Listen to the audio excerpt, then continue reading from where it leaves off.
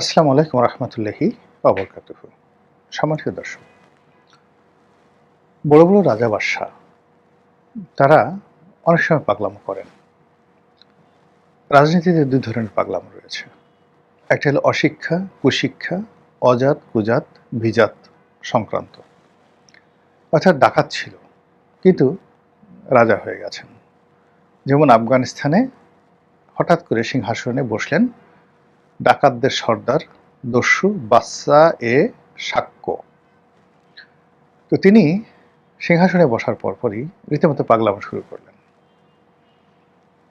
তিনি যে রাজকীয় চেয়ার সেখানে বসলেন, যেহেতু ডাকাত মানুষ পাহাড়ে পর্বতে গুহায় লুকায়িত থাকতেন, তো তিনি সেই সিংহাসনে বসার পর ওটা ছিল একটা স্প্রিংয়ের গদিওয়ালা সিংহাসন। এগুলো ইতিহাস, কোনো গল্প নয়। তো বসার পর তিনি যখন ওটা দেখলেন তখন তার ভয় লাগলো এবং ওটার ভিতর কি আছে, হি ওয়াজ টু সারপ্রাইজ এটা দেখার জন্য। এই জন্য তিনি করলেন কি, ওই সিংহাসন কুটি কুটি করে কেটে ভিতরে যে স্প্রিংগুলো আছে এগুলো তিনি বের করে দেখলেন। এই গেল এক রাজার ঘটনা। আমরা ক্রিমিনোলজিতে পড়েছি, অপরাধে পড়েছি।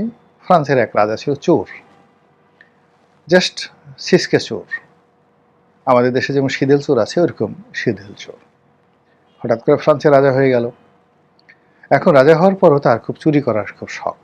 তো সে তো গোপনে চুরি করতে পারে না, সে আস্তে করে কি বিভিন্ন মার্কেটে যায় এবং বিভিন্ন দোকান থেকে আস্তে করে সেই একটা জিনিস সরিয়ে ফেলে। তো সরিয়ে ফেলার পর এখন এটি নিয়ে রাষ্ট্রে একটা সিসিরব পড়ে গেল। ফলে রাজার যারা মন্ত্রী তারা পিছনে থাকতেন এবং ওই রাজা যেটা নিতেন তিনি মনে করতেন যে আমি চুরি করেছি, আর দোকানদারদেরকে পিছনে একজন গ্রুপ থাকতো, মন্ত্রী পরিষদের লোকজন থাকতো, তারা এই বিলগুলো পেমেন্ট করে দিত। এই যে বড় মানুষের চুরি করার অভ্যাস, এটা মানে এখন আমাদের সমাজে একটা সাইকোপ্যাথ। অনেক নারী আছেন, অনেক অভিনেত্রী আছেন যারা দেশে বিদেশে গিয়ে চুরি করতে গিয়ে বা দেশের অনেক যাকে বলা হয় সুপারস্টারে গিয়ে এখনও তারা চুরি করেন এবং ধরা পড়েছেন, ভীষণ রকম স্ক্যান্ডাল হয়েছে। অনেকে বিদেশে গিয়ে চুরি করতে গিয়ে তারা শাস্তিপ্রাপ্ত হয়েছেন, আটক হয়েছেন, এরকম ঘটনা ঘটেছে আমাদের বাংলাদেশের সেলিব্রিটি। আর ইউরোপ আমেরিকাতে এই ধরনের ঘটনা ছেলে এবং মেয়েদের ক্ষেত্রে, বিশেষ করে যারা সেলিব্রিটি, অসংখ্য রয়েছে। আর সাধারণ মানুষের মধ্যে তো আছেই। তাহলে রক্তের মধ্যে যদি আপনার পাগলামো থাকে, অপরাধের বীজ থাকে, আপনি রাজা হন বাদশাহ হন, এটা ডাজ নট ম্যাটার, এটা আপনি করবেনই। এগুলো এক। ২ নম্বর হলো যে আমাদের সমাজের যেটাকে বলা হয় ইত্রামি। ইত্রামি মানে পশুর মতো ব্যবহার, ইতর, মন্দ শ্রেণীর প্রাণী। তো ইতরের মতো যখন আপনি ব্যবহার করবেন, পশুর মতো যখন আপনি ব্যবহার করবেন, এটাকে আমরা সাধারণত ইত্রামি বলি।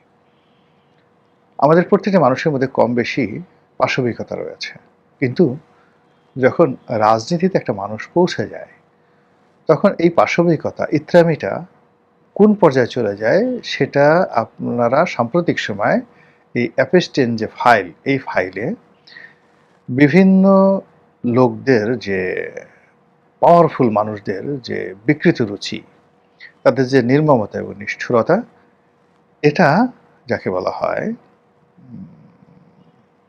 যাকে বলা হয় এটা এখন প্রকাশ হয়ে গেছে।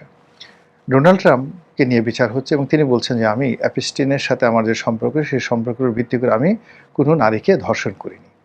ওখানে যে অভিযোগ আছে যে ওখানে আসলে বিকৃত যৌনাচার হতো। যেমন দেখা গেল যে আপনি উইথ লাভ অ্যান্ড অ্যাফেকশন একজনের সাথে যৌন সঙ্গম করলেন, এটা এক ধরনের অবস্থা। আপনি একজনকে খুব জোর করে মারধর করে ধর্ষণ করলেন, এটা এক ধরনের বিকৃত রুচি। আর পাশবিক কিছু আচরণ রয়েছে।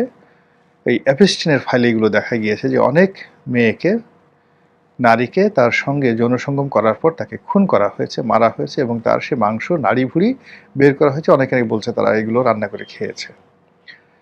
তো এগুলোকে আসলে ইতর বলবেন কিনা, ইত্রামি বলবেন কিনা, অথচ রাজনীতির ক্ষেত্রে এইরকম ঘটনা অহরহ হয়। হিরোডোটাসের বইতে এরকম একজন রাজার, পাগলা রাজার কাহিনী আছে। রাজা পাগলা না, খুব বিখ্যাত রাজা। রাজার নাম আর্তাবানেস।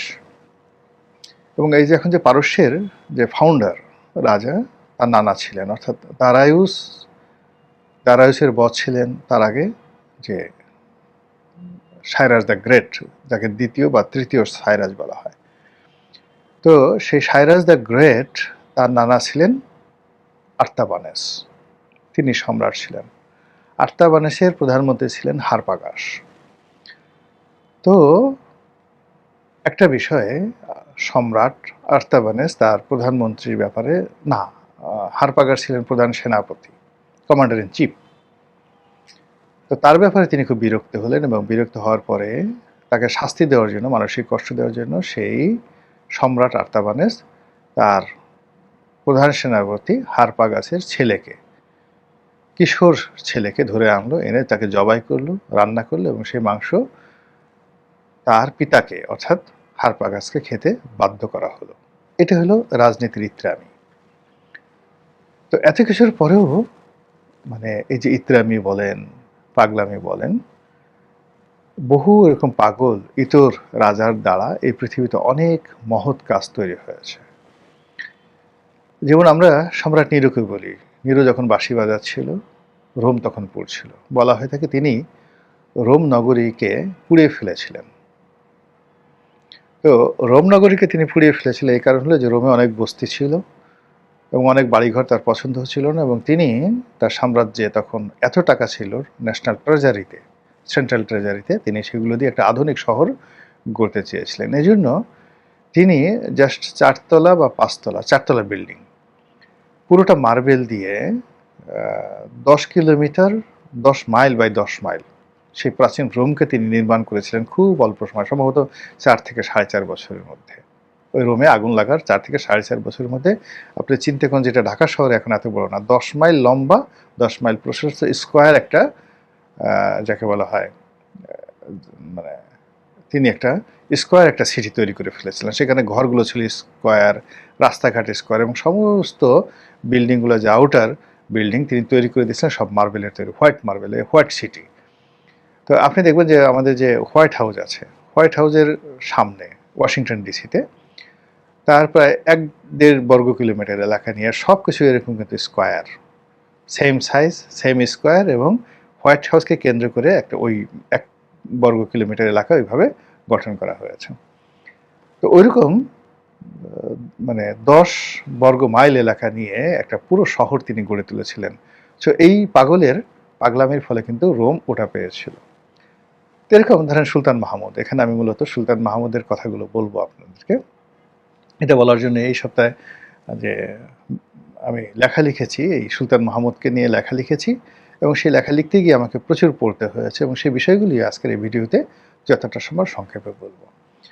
তিনি মনে করেন কেমন পাগল ছিলেন। তিনি মূলত সাসানিদ রাজবংশের তার পূর্বপুরুষরা ছিলেন চাকর, কৃতদাস।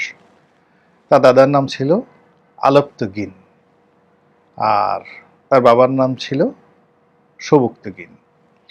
তো আলপ্তগিন তার যে দাদা, সেটা পারস্য, আজকের যে পারস্য ইরান, সেখান থেকে তিনি চলে এলেন, এবং যে গজনি, আফগানিস্তানের, আজকের যে আফগানিস্তানের একটা ছোট্ট এলাকা গজনি, তিনি সেখানে একটা জায়গির প্রতিষ্ঠা করলেন, একটা ছোট জমিদারি প্রতিষ্ঠা করলেন, এবং সেই জায়গির তিনি মারা যাওয়ার পর তার ছেলে আলপ্তগিন হলো, আলপ্তগিনের ছেলে সবুক্তগিন। তো ধরুন আমাদের ঢাকার নবাব পরিবার ছিল এইরকম। তো সেখান থেকে তিনি এত বড় একটা সাম্রাজ্য প্রতিষ্ঠা করলেন, যেটা আজকের পুরো ইরান, আজকের আফগানিস্তান, পাকিস্তানের যে সিন্ধু অববাহিকার যে অঞ্চল, দোয়াব অঞ্চল, ভারতের দোয়াব সহ সিন্ধু অববাহিকার পুরো পাঞ্জাব, মানে পূর্ব পাঞ্জাব, পশ্চিম পাঞ্জাব, পাকিস্তানের পাঞ্জাব এবং ভারতের পাঞ্জাব, এছাড়া ভারতের উত্তর ভারতে আরও বিরাট অংশ। এরপরে মধ্য এশিয়ার সমরকন্দ, বোখারা এবং তুর্কমেনিস্তান, পুরো এলাকাটা ছিল এই সুলতান মাহমুদের দখলে। মাত্র 32 বছর তিনি সময় পেয়েছিলেন, শাসন করেছিলেন, এবং তার সময়টাতে গ্লোবাল হেরিটেজ, এত সুন্দর নগরী পৃথিবীতে আর তৈরি হয়নি। সেই নগরী ছিল সমরকন্দ এবং বোখারা। তিনি পৃথিবীতে যেখানে যেতেন বিজয়ের জন্য, সেখানের যত বিখ্যাত ইঞ্জিনিয়ার, আর্কিটেক্ট যা কিছু আছে সবগুলোকে তিনি নিয়ে আসতেন তার রাজ্যে। এবং তার রাজ্যের সৌন্দর্য বৃদ্ধি করতেন। যত কবি, সাহিত্যিক এবং তার সময়ের যে সকল স্কলার, যেমন ধরেন ইবনে সিনা, তো তিনি ইবনে সিনাকে তার রাজদরবারে আনতে চান, কিন্তু ইবনে সিনা পাগলের মতো বনে জঙ্গলে ঘুরে বেড়ান যে তিনি রাজার চাকর হবেন না। কিন্তু তিনি সামহাও আল বেরুনির মতো বিখ্যাত লোককে ধরে ফেললেন এবং আল বেরুনিকে তার কাছে নিয়ে আসলেন। এরপর তিনি ইরানের সেই তুষ নগরী থেকে মহাকবি ফেরদৌসিকে নিয়ে এলেন।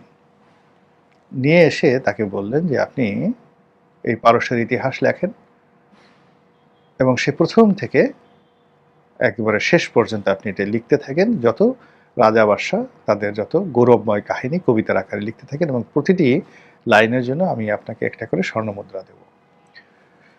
তো সুলতান মাহমুদের আকাঙ্ক্ষা ছিল যে ফেরদৌসি সবার সাথে লিখে এসে সুলতান মাহমুদকে শেষ পর্যায়ে তার নামটা লিখবে।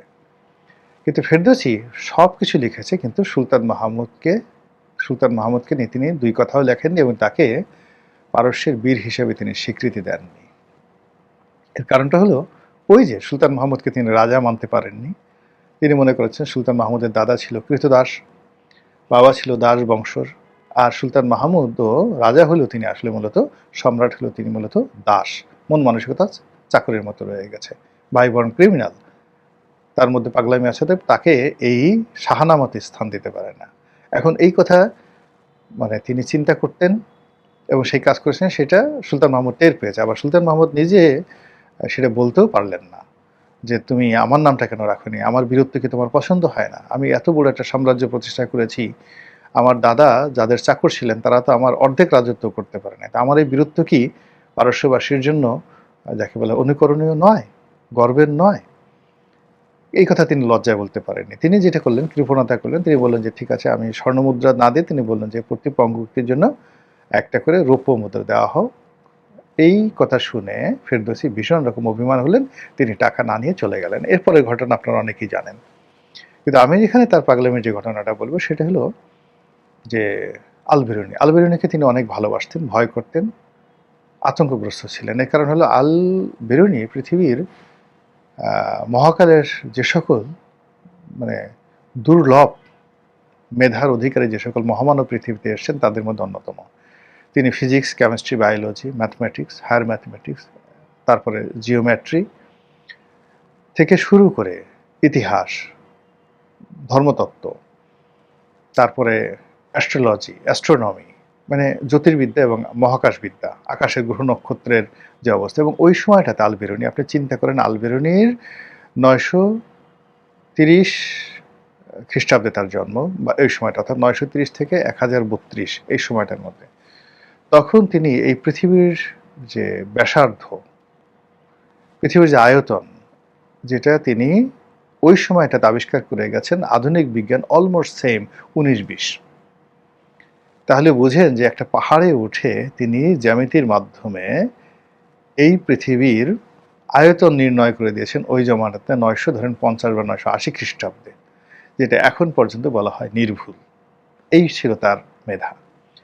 তিনি ওই সময়টাতে আকাশের গ্রহ নক্ষত্র থেকে শুরু করে আজকের যে জ্যোতির্বিজ্ঞান আমরা কিরো বলি বা ইত্যাদি ইত্যাদি বলি, তিনি এইগুলোতে এত পারদর্শী ছিলেন যে তিনি সবার ভাগ্য গণনা করতে পারতেন। তারপর শেষে তিনি নির্ভুলভাবে যে দিনপঞ্জিকা, আমরাকে যেটাকে বলা হয় কুষ্ঠি, মানসিক কুষ্ঠি রচনা করে দিতে পারতেন। একটা নবজাতক শিশু সারা জীবন কি হবে এটা তিনি ওইভাবে তৈরি করে দিতে পারতেন। এইরকম ছিল তার মেধা, এবং এটা নির্ভুল। এবং এটার একটা ঐতিহাসিক ব্যাখ্যা আপনাকে দেই, আপনাদেরকে জানাই। তো এই যে তার যে মেধা এবং যোগ্যতা, এটা দেখে সুলতান মাহমুদ আশ্চর্য হতেন মাঝে মধ্যে। আবার মাঝে মধ্যে মনে হতেন যে আমি সম্রাট, আমার চেয়ে যদি আমার পারিষদবর্গ বেশি জ্ঞানী হয়ে যায় এটা কেমন দেখায়। তার ভয়, আর তৃতীয় ভয় ছিল যে আমার ভবিষ্যৎ সম্পর্কে যদি সে জানে তাহলে তো সে আমাকে পাত্তা দেবে না। তারপরে হলো যে সে যদি আমার মনের কথা বুঝতে পারে তাহলে আমি কি করি, কোথায় যেতে চাই, কি করতে চাই, এটা যদি সে কাউকে বলে দেয় তাহলে আবার কি হবে।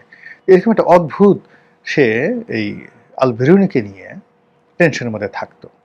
আবার তাকে ছাড়া কোথাও সে চলতেও পারতো না। 17 বার সে ভারত আক্রমণ করেছে, 17 বারই সে আল বেরুনিকে নিয়ে এসেছে।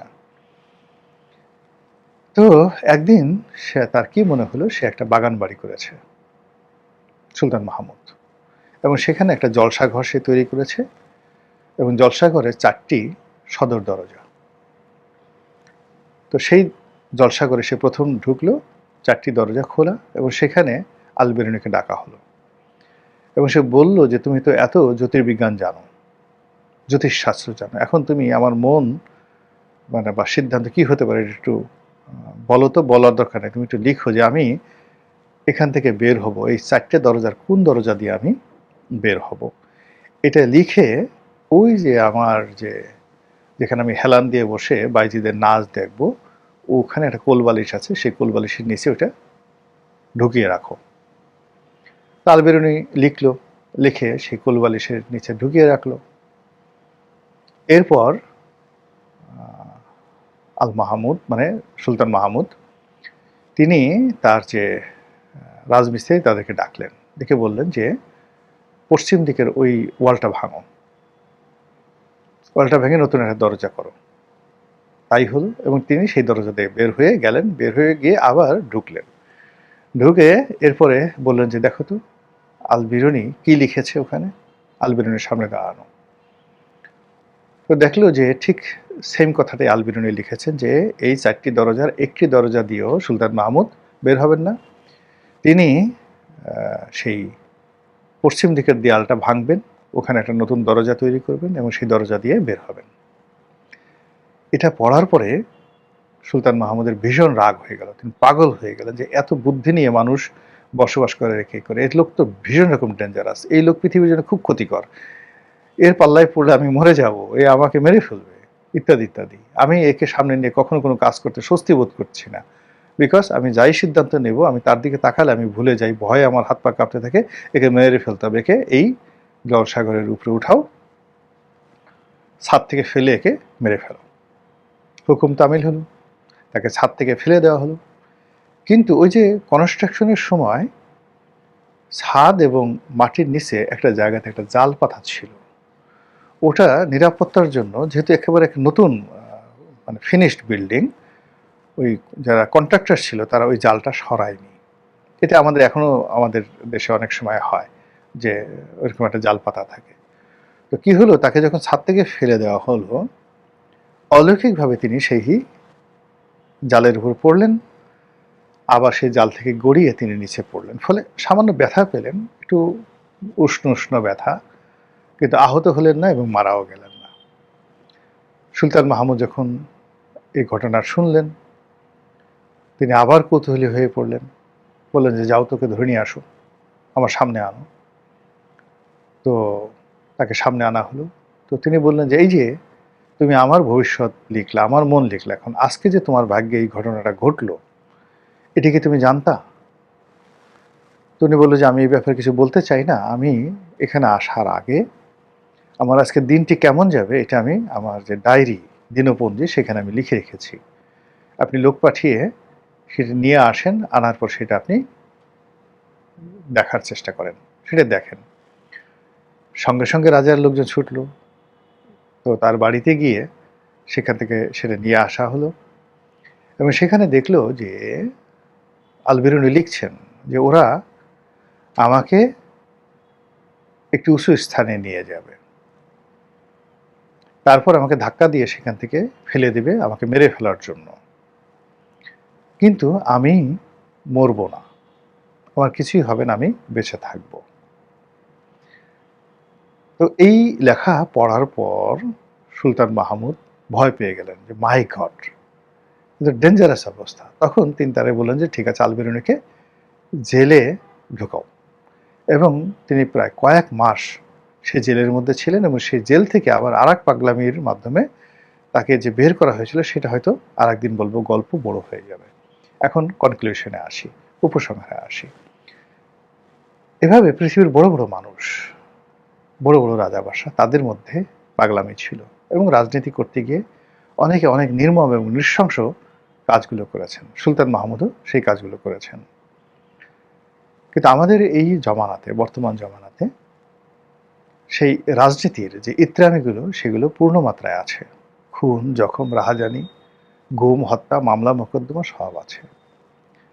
কিন্তু একজন আল বেরুনিকে, একজন ফেরদৌসিকে, কিংবা একজন জাফর সাদেককে, একজন রাজা টোডরমলকে, একজন আবুল ফজলকে, ফৈজিকে, রাজা মানসিংহকে, এই যে ট্যালেন্ট হান্ট, তাদেরকে চিনতে পারা এবং তাদেরকে এনে সম্মান এবং মর্যাদার সঙ্গে রাজদরবারে রাখা এবং তাদের মাধ্যমে রাষ্ট্রের কল্যাণ সাধন করার মতো রাজনীতিবিদ আমাদের নেই। আমাদের যারা আছে তারা শুধুমাত্র কিল দেওয়ার গোসাই, যত অপকর্ম ইত্রামি আছে, ফাজলেম আছে, সেগুলো তারা করবে। কিন্তু এই যে যতক্ষণ না পর্যন্ত এরকম যে ট্যালেন্ট হান্ট করতে না পারবে, ততক্ষণ পর্যন্ত সমরকন্দ তৈরি হবে না, বোখারা তৈরি হবে না, দিল্লির লালকেল্লা তৈরি হবে না, ফতেপুর সিক্রি তৈরি হবে না, কিংবা সেই রোম নগরী তৈরি হবে না। কেবলই মাত্র গুম, হত্যা, জখম, রাহাজানি, মামলা, মোকদ্দমা, এগুলার নিত্য নতুন ইতিহাস তৈরি হবে। আশা করি আমাদের এ যুগের যারা রাজন্যবর্গ রয়েছেন, তারা রাজনীতির যে গতানুগতিক পাগলামো, সেগুলো তাদের মধ্যে থাকুক, অসুবিধা নেই। তার সঙ্গে সঙ্গে অতীতের যে সকল পাগলা রাজারা ভালো ভালো কাজ করেছেন, তারাও ভালো ভালো কাজ করুন, এই দোয়া করি। আসসালামু আলাইকুম ওয়া রাহমাতুল্লাহি ওয়া বারাকাতুহু।